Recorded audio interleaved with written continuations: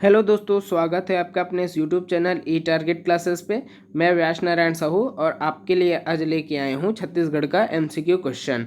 तो दोस्तों इस वीडियो में हम आज पूरे छत्तीसगढ़ का जितने भी क्वेश्चन हैं, जो इम्पोर्टेंट क्वेश्चन है, हाँ, आज हम उसको देखने वाले हैं। तो चलिए स्टार्ट करते हैं।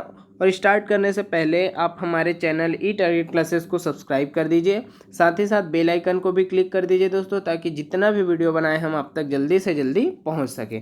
तो चलिए स्टार्ट करते हैं। हमारा पहला क्वेश्चन है, निम्न को सुमेलित कीजिए। मतलब एक साइड आपका चोटी एवं पहाड़ दिया है, दूसरा साइड ऊंचाई दिया हुआ है। तो कौन से जो पर्वत श्रृंखला है या कौन सी जो चोटी है, पहाड़ी है, उसकी हाइट कितना है, वो उससे हमको मैच करना है। तो सबसे पहले देखते हैं गौरलाटा। तो गौरलाटा जो है छत्तीसगढ़ की सबसे ऊंची चोटी है और ये कहाँ है? बलरामपुर के सामरीपाट प्रदेश में ही स्थित है। तो गौरलाटा का जो ऊंचाई है, सबसे ज़्यादा हाइट होता है। तो सबसे ज़्यादा हाइट मतलब 1225 जो दिया है, ये इसका हो जाएगा। तो ए का हो जाएगा बी, वन का बी किस में है? तो वन का बी इसमें भी है, इसमें भी है और इसमें भी है। दूसरा होता है बदरगढ़। जो ये बदरगढ़ की जो चोटी है वो मैकल श्रेणी में स्थित है, कवर्धा में है। तो इसकी जो ऊंचाई है वो 1176 मीटर है। तो ये इसका पहला हो जाएगा, इसका हो जाएगा आपका सेकंड नंबर। फिर तीसरा आता है नंदीराज। तो नंदीराज की जो हाइट है वो 1210 मीटर है। तो ये हो जाएगा तीसरे नंबर में 1210। और ये जो नंदीराज है वो दंतेवाड़ा में है, पहला डीला में स्थित है, मतलब दंतेवाड़ा के पर्वत उधर में है।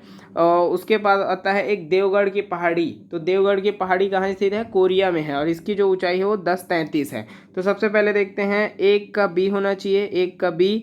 उसके बाद दो का क्या होना चाहिए? दो का होना चाहिए ए, टू का ए होना चाहिए। टू का ए किस में है? तो ये वाला ऑप्शन। और थ्री का डी होना चाहिए, थ्री का डी मतलब ये वाला इसका। और डी का क्या होना चाहिए? डी का सी होना चाहिए। तो हमारा जो सही आंसर हो जाएगा कौन सा हो जाएगा? डी वाला ऑप्शन हमारा सही आंसर हो जाएगा। नेक्स्ट क्वेश्चन है, इनमें से कांकेर जिला में अवस्थित पहाड़ी है। तो बहुत इंपॉर्टेंट है पहाड़ी को, आपको सभी पहाड़ी याद रखना है। तो जैसे मैं बताते जा रहा हूँ उसके हिसाब से आप याद रख सकते हैं। जैसे जो कांकेर है, कांकेर में गड़िया पहाड़ स्थित है। गड़िया पहाड़ कहाँ स्थित है? कांकेर में। तो कांकेर जिले का आंसर कौन सा हो जाएगा? गड़िया पहाड़। और इसी गड़िया पहाड़ में गड़िया महोत्सव भी होता है। गड़िया महोत्सव कहाँ होता है? तो गड़िया महोत्सव कांकेर में होता है और ये सितंबर में मनाया जाता है, ये भी ध्यान में रखिए। तो एक क्वेश्चन से रिलेटेड हम बहुत सारे क्वेश्चन इसमें से याद रख सकते हैं। दूसरा देखते हैं कि जो अलबका की पहाड़ी वो कहाँ स्थित है? बीजापुर में है। अलबका बीजापुर में है, आया हुआ क्वेश्चन है। कुलझारी, ये फुलझारी या कुलझारी भी बोलते हैं, ये राजनांदगांव में स्थित है। और जो सिहावा है वो धमतरी में स्थित है। और जो कांकेर में कौन सा स्थित है बोल रहे हैं? गड़िया पहाड़। संजय गांधी बांध किस नदी पर बना हुआ है? तो संजय गांधी बांध कौन सी नदी पर बना हुआ है? ये खारंग नदी पर बना हुआ है। कौन सी नदी पर? खारंग नदी। और खारंग नदी जो है अरपा की सहायक नदी है, अरपा की सहायक नदी। ये जो संजय गांधी जो बांध है वो बिलासपुर जिले में ही स्थित है और ये खारंग नदी पर है। इसकी जो स्थापना हुई थी या इसका जो निर्माण कार्य स्टार्ट हुआ था 1920 से हुआ था और 31 तक चला था। तो 1920 से 31 के बीच ये खारंग जलाशय बना है। इसको संजय गांधी बांध के नाम से भी जाना जाता है, ध्यान में रखिए, संजय गांधी बांध। और एक राजीव गांधी भी बांध है, तो राजीव गांधी को दूसरे के नाम से जाना जाता है जिसको। और ये जो संजय गांधी है वो हमारा खारंग जलाशय है। नेक्स्ट है, मैकल पर्वत में पाई जाने वाली मिट्टी कौन सी है? अब देखिए इंपॉर्टेंट क्वेश्चन है, मैकल श्रेणी। तो मैकल श्रेणी में कौन सी प्रकार की मिट्टी सर्वाधिक में मात्रा में पाई जाती है? काली मिट्टी। तो इसको भी ध्यान में रखिए, काली मिट्टी। इसमें से एक सबसे इम्पोर्टेंट क्वेश्चन है कि इसके जो आकृति है वो, मैकल श्रेणी की जो आकृति है वो अर्धचंद्राकार आकृति में है। तो ये आप ध्यान में रखिए, अर्धचंद्राकार आकृति। काली मिट्टी का जो वो नाम है, स्थानीय नाम है कन्हार है, नाम होता है, भर्री भी है, रेगुन भी बोला जाता है इसी मिट्टी को। और इस मिट्टी में गन्ना, कपास, चना, ये सब बहुत ही मुख्यतः इसमें बोई जाती है। तो गन्ना है, कपास हो गया, ये सबसे ज़्यादा काली मिट्टी में ही बोई जाती है। इसके उत्पादन सबसे ज़्यादा काली मिट्टी में ही होता है। तो मैकल श्रेणी में कौन सी मिट्टी पाई जाती है? काली मिट्टी। नेक्स्ट क्वेश्चन है, खरखरा नदी किसकी सहायक नदी है? खरखरा नदी किसकी सहायक नदी है? तो खरखरा नदी कहाँ से निकलती सबसे पहले ये जानते हैं। तो खरखरा नदी जो है डोंडी लोहारा बालोद से, डोंडी लोहारा बालोद, तो बालोद से निकलती है, इसलिए ये जो खरखरा है वो शिवनाथ नदी का ही क्या हो जाएगा, सहायक नदी हो जाएगा। और ये पूर्णतः मिट्टी से बना हुआ बांध है, ये भी ध्यान में रखिए खरखरा नदी पर। नेक्स्ट है मिलान कीजिए। तो अब हमको देखना है कि कौन सा विवाह किस विवाह से संबंधित है। ये सब जितने भी है ये जनजाति विवाह है। जनजाति विवाह आपको याद रखना है, तो इसमें से आप बहुत सारे चीज़ को याद रख सकते हैं। जैसे क्रय विवाह, जो क्रय विवाह होता है उसको क्या बोलते हैं, परिगंधन भी बोलते हैं, परिगंधन भी बोलते हैं। सेवा विवाह को लमशेना बोला जाता है, अपहरण को पैशोत्तुर भी बोला जाता है, और गंधर्व को पोटा विवाह बोला जाता है। मतलब ये जो है एक दूसरे से एक्यूरेट मैच है। तो एक का बी का 2, सी का 3 और डी का 4, यही आपका सही आंसर हो जाएगा। अब मैं बता देता हूँ कि इसमें से कौन सा विवाह में क्या होता है। तो जो क्रय विवाह है उसमें क्या होता है, वर द्वारा जो वधू के लिए मतलब कुछ उपहार स्वरूप सामान देकर उसको क्रय किया जाता है वधू को, ये होता है क्रय विवाह। दूसरा होता है सेवा विवाह या लमसेना, इस चीज़ को बोला जाता है। तो सेवा विवाह जो होता है गोंड जनजाति में ही होता है। इसमें क्या होता है कि वर जो है वधू के यहाँ रहकर वहाँ के जो जितने भी काम है या उसके यहाँ सेवा देने का काम करते हैं, तो ये होता है सेवा विवाह। तीसरा होता है अपहरण विवाह। अपहरण विवाह भी गोंड में ही प्रचलित है, तो इसको पैशोत्तुर भी बोलते हैं। इसमें क्या होता है, जो वर द्वारा वधू को अपहरण करके उनके साथ विवाह किया जाता है। तो इसका जो हमारा सही आंसर हो जाएगा क्या हो जाएगा, ये वाला सॉरी, इसका जो सही आंसर हो जाएगा हमारा ए वाला ऑप्शन जो है सही हो जाएगा। नेक्स्ट क्वेश्चन है धारवाड़ सेल समूह में कौन सा खनिज प्राप्त होता है। ये सॉरी गलत लिखा गया है, प्राप्त होता है। तो धारवाड़ सेल समूह में कौन सा जो खनिज है वो पाया जाता है, तो सबसे ज़्यादा लोहा पाया जाता है धारवाड़ में, लोहा। कोयला जो है गोंडवाना सेल समूह में पाया जाता है, कोयला गोंडवाना में। और जो बॉक्साइड होता है वो किस में, दक्कन ट्रैप में, दक्कन ट्रैप में जो है बॉक्साइड पाया जाता है। लोहा जो है धारवाड़ में और कोयला जो है गोंडवाना सेल समूह में पाया जाता है। नेक्स्ट है जनजाति की दृष्टि जनसंख्या की दृष्टि से भारत संघ में छत्तीसगढ़ का कौन सा स्थान है। तो देखिए इम्पोर्टेंट है ये भी। तो दो टाइप से होता है इसमें, एक जनसंख्या के रैंक पे देखा जाए तो हमारा जो छत्तीसगढ़ है वो देश में 16वां रैंक है, और पूरे भारत का 2.11% जो जनसंख्या है वो छत्तीसगढ़ में निवास करती है। ध्यान में रखिए 16वां रैंक है जनसंख्या में, और 2.11 जो जनसंख्या है वो भारत का वो छत्तीसगढ़ में निवास करती है। दूसरा देखते हैं तो जनसंख्या के क्षेत्रफल के आधार पर देखा जाए तो क्षेत्रफल के आधार पर वैसे 9th रैंक है, लेकिन किसी किसी बुक में 10th रैंक भी लिया जाता है। और भारत के जितने भी क्षेत्रफल है, भारत की जो क्षेत्रफल है उसका 4.14% छत्तीसगढ़ का एरिया है। तो इसका जो जनसंख्या के हिसाब से देखे जाए तो 16वां है। नेक्स्ट क्वेश्चन है छत्तीसगढ़ की निम्नलिखित में से सबसे लंबी अंतर्राज्यीय सीमा बनाने वाला जिला कौन सा है। तो सबसे ज़्यादा सबसे लंबी अंतर्राज्यीय सीमा बनाने वाली रेखा बनाने वाले जिला में देखा जाए तो बलरामपुर, इसका जो सही आंसर हो जाएगा बलरामपुर। और सबसे कम अंतर्राज्यीय जिला बोला तो धमतरी हो जाएगा, सबसे कम में धमतरी लगाना है। और सबसे ज़्यादा या सबसे लंबी अंतर्राज्यीय सीमा किसके साथ लगा हुआ है, हमारा बलरामपुर के साथ लगा हुआ है। नेक्स्ट क्वेश्चन है चूना पत्थर जो है कौन से सेल समूह से प्राप्त होता है।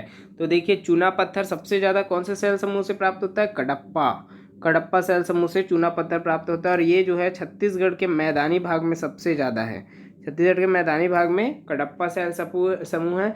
और यहाँ भी सब मैक्सिमम जो है बलौदाबाजार जो जिला है वहाँ सबसे ज़्यादा मात्रा में कडप्पा सेल समूह पाया जाता है, जो कि चूना पत्थर के लिए बहुत ही इम्पॉर्टेंट होता है। नेक्स्ट क्वेश्चन है भारतीय संविधान के किस भाग में जनजातियों के लिए विशेष संवैधानिक प्रावधान है। तो भारतीय संविधान में किस भाग में बोला है जनजातियों के लिए, तो भाग 16, इसका जो सही आंसर हो जाएगा भाग 16 में विशेष जनजातियों के लिए या विशेष मतलब किसी भी वर्ग के लिए एक संवैधानिक प्रावधान किया गया है जो कि भाग 16 में है। वर्तमान में अभी देखा जाए तो 448 आर्टिकल है हमारे संविधान में और 12 अनुसूचियां हैं, 12 अनुसूचियां और 25 भाग है। टोटल कितने भाग हैं? 25 भाग। ध्यान में रखिए इस चीज़ को। तो 16वें भाग में क्या है हमारे मतलब जनजातियों के लिए प्रावधान किया गया है। नेक्स्ट क्वेश्चन है, भारतीय संविधान के किस अनुच्छेद में लोकसभा में एसटी एससी सदस्यों के लिए प्रतिनिधित्व का प्रावधान है? तो एसटी एससी के लिए लोकसभा बोला है, किसमें बोला है? लोकसभा में। तो इसका जो सही आंसर हो जाएगा कौन सा हो जाएगा? 330। आर्टिकल 330 में क्या है कि एसटी एससी जो आरक्षण होता है वो लोकसभा में सीटों के लिए आरक्षण दिया गया है। नेक्स्ट क्वेश्चन है, भारतीय संविधान के किस अनुच्छेद में अनुसूचित जनजाति आयोग मतलब एसटी आयोग का गठन किस आर्टिकल के तहत किया गया है? तो इसका जो सही आंसर हो जाएगा आर्टिकल 338। ये सब आपको याद रखना पड़ेगा, कौन से आर्टिकल में क्या दिया गया है। तो ये चूंकि जनजाति से संबंधित है इसलिए बहुत ही इंपॉर्टेंट है। तो आर्टिकल 338 का में क्या बोला गया है? एसटी आयोग का गठन दिया हुआ है। नेक्स्ट क्वेश्चन है, दोरला जनजाति छत्तीसगढ़ की किस भाषा परिवार के अंतर्गत आता है? तो देखिए मैं इसमें से भाषा परिवार के बारे में बता देता हूँ। भाषा परिवार को 3 भागों में डिवाइड किया गया है। 3 भागों में डिवाइड किया गया है। सबसे पहले होता है मुंडा, दूसरा होता है द्रविड़ और तीसरा होता है आर्य। तो ये 3 भाषा परिवार में बांटा गया है। तो जो मुंडा है उसमें कोरकू, कोरवा, बिरहोर, नगेसिया ये जितने भी जनजाति है ये मुंडा समूह में आता है। द्रविड़ समूह में दोरला, अबुझमाड़िया, गोंडी, उरांव ये सब द्रविड़ में आता है।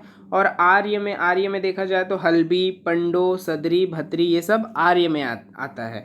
तो हमको क्या पूछा है? दोरला। तो दोरला जो है द्रविड़ से संबंधित है। तो इसका जो सही आंसर किससे हो जाएगा? द्रविड़ भाषा से संबंधित हो जाएगा। ये इंपॉर्टेंट है, इसमें से एक क्वेश्चन बिल्कुल आता है दोस्तों, ध्यान में रखिए, इस चीज़ को याद रखिएगा और हमेशा के लिए। नेक्स्ट क्वेश्चन है, छत्तीसगढ़ की सबसे आर्थिक समृद्ध जनजाति कौन सी है?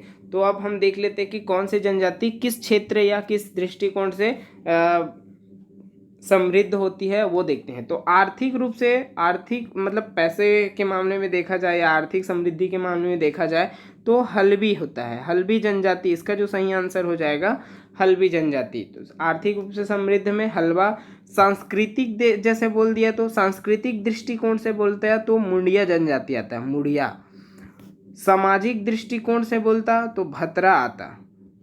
सामाजिक दृष्टिकोण से भतरा जनजाति सबसे समृद्ध है। और क्या बोलते हैं, सांस्कृतिक रूप से देखा जाए तो मुड़िया है। और साक्षर में देखा जाए, साक्षरता में देखा जाए तो उरांव जो जनजाति है वो सबसे ज़्यादा साक्षर है। तो ये इंपॉर्टेंट क्वेश्चन है। आर्थिक दृष्टि से बोला जाए तो हल्बी जनजाति। नेक्स्ट क्वेश्चन है, कांदावनी की पहाड़ी कौन से जिले में स्थित है? तो कांदावनी की पहाड़ी हमने पहले भी शायद देखा है, तो ये जो है कवर्धा में स्थित है। कांदावनी पहाड़ी मैकल पर्वत श्रेणी वाला है। नेक्स्ट है, बस्तर की डंडारी नृत्य किस अवसर पर? तो आपको जो जनजाति जो नृत्य है वो भी पूरा याद रखना है। तो डंडारी नृत्य जो है होली के समय किया जाता है, होली के समय। और कौन से जनजाति द्वारा? इंपॉर्टेंट है, भतरा जनजाति। भतरा जनजाति द्वारा होली के अवसर पर क्या किया जाता है कि एक सेमल स्तंभ स्थापित किया जाता है। सेमल स्तंभ से रिलेटेड आया तो भी भतरा जनजाति लगाना है आपको। तो सेमल स्तंभ बनाया जाता है और उसके चारों ओर क्या है, घूम घूम कर नृत्य करते हैं। ये कब होता है? होली के समय भतरा जनजाति द्वारा डंडारी नृत्य के नाम से जाना जाता है। इंपॉर्टेंट है, वेरी इंपॉर्टेंट क्वेश्चन है। नेक्स्ट क्वेश्चन है दोस्तों, छत्तीसगढ़ के प्रथम कहानीकार।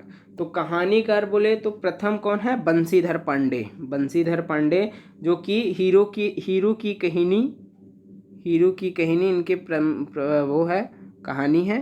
तो ये प्रथम जो है कहानीकार हीरो की कहानी से है, बंशीधर पांडे। नेक्स्ट क्वेश्चन है हमारा, छत्तीसगढ़ के बाबू रेवाराम द्वारा लिखित रचना कौन सी है? तो बाबू रेवाराम द्वारा कौन सी रचना लिखी गई है? रामाश्वमेघ। रामाश्वमेघ जो है बाबू रेवाराम द्वारा लिखा गया है। जो राम कथा है वो कपिलनाथ कश्यप द्वारा लिखा गया है, कपिलनाथ कश्यप। राम राज्य जो है मलिक राम त्रिवेदी द्वारा, मलिक राम त्रिवेदी। और जो राम प्रताप है वो गोपाल मिश्र और माखन मिश्र द्वारा, दोनों द्वारा संयुक्त रूप से लिखा गया है। तो जो राम राज्य है वो एक नाटक है, ध्यान में रखिए, राम राज्य क्या है, एक नाटक है जिसके जो रचयिता है वो मलिक राम है। तो बाबू रेवाराम द्वारा देखा जाए तो रामस्व मेघ है। नेक्स्ट क्वेश्चन है, छत्तीसगढ़ के प्रथम निबंधकार कौन है? ये इंपॉर्टेंट क्वेश्चन है। छत्तीसगढ़ के प्रथम निबंधकार बोले तो केयूर भूषण, केयूर भूषण जो है छत्तीसगढ़ के प्रथम निबंधकार माने जाते हैं। और ये इनके जो रचना है रानी ब्राह्मणी जो होता है, मतलब रानी ब्राह्मण की दुर्दशा, इसका क्या है, निबंध है। और इसका जो एक उपन्यास है, उपन्यास क्या है, फुटहा करम, फुटहा करम जो है केयूर भूषण द्वारा ही लिखा गया है। तो ये बहुत इंपॉर्टेंट है दोस्तों, आप ध्यान में रखिएगा। नेक्स्ट क्वेश्चन है हमारा, फूलबासन किसकी गाथा है? तो फूलबासन किसकी गाथा है, ये क्वेश्चन का जो आंसर है आप हमको कमेंट बॉक्स में कमेंट करके बताइएगा दोस्तों कि इसका जो सही आंसर है वो क्या है। तो वीडियो अच्छा लगे तो ज़्यादा से ज़्यादा लाइक कीजिए, शेयर कीजिए और हमारे चैनल ईट और रीड क्लासेस को सब्सक्राइब कर दीजिए दोस्तों। ध्यान रखिए कि ज़्यादा से ज़्यादा शेयर कीजिए ताकि हमारा जो वीडियो है वो बहुत अच्छे लेवल पे पहुंच सके और बहुत लोगों तक पहुंच सके जिसको ये ज़रूरत है दोस्तों, और सभी के सभी अच्छे से पढ़ सके। तो वीडियो को ज़रूर लाइक कीजिएगा, सब्सक्राइब कीजिए हमारे चैनल को। Thank you.